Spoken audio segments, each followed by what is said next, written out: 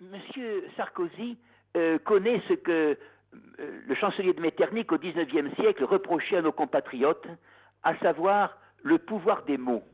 Il a conduit toute sa politique aujourd'hui dans l'ombre de sa campagne électorale.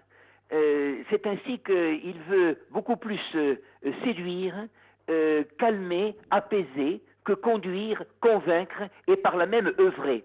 C'est donc un homme qui utilise des mots ambigus, ou plutôt il donne à chaque mot une double fonction. Il oppose tantôt à ces réformes nécessaires la nécessité du libéralisme, et lorsqu'il s'agit de donner une solution, il au contraire prend le drapeau, disons, de l'agitation révolutionnaire. Mais tout ceci est au service d'une sorte d'arbitraire. C'est ainsi qu'il a menti en effet sur un point qui est même à la limite de l'absurde. Il nous disait que la France ne serait pas touchée par la crise financière. Or, elle a été touchée naturellement comme tous les pays européens. Nos voisins allemands, par exemple, et du Benelux, ont au contraire averti qu'ils se préparaient à une tempête, mais que leur base était solide. M. Sarkozy, comme ceux qui l'ont précédé, savent que ce n'est pas le cas chez nous.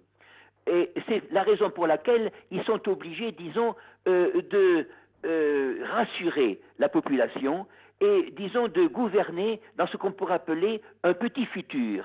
Et de ce point de vue, il faut admettre que M. Sarkozy, comme M. Strauss-Kahn, comme M. Paul Wolfowitz, par exemple, aux États-Unis, qui était à la tête du Fonds monétaire international, ont une formation qui est très proche de celle que M. Cohn-Bendit disait l'esprit de 1968. C'est-à-dire qu'il s'agit de faire de l'agitation, il s'agit de cultiver le trouble, mais non pas du tout de prendre un recul, c'est-à-dire de dire simplement aux gens quelle est la vérité, quelles sont les choses.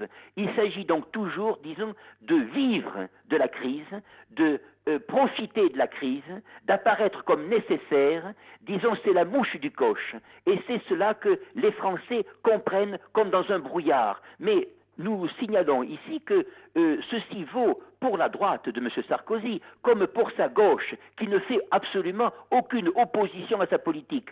Le Parti communiste peut dire, par exemple, des choses exactes en France, mais il est très peu suivi. Il est dans un sorte de dernier carré.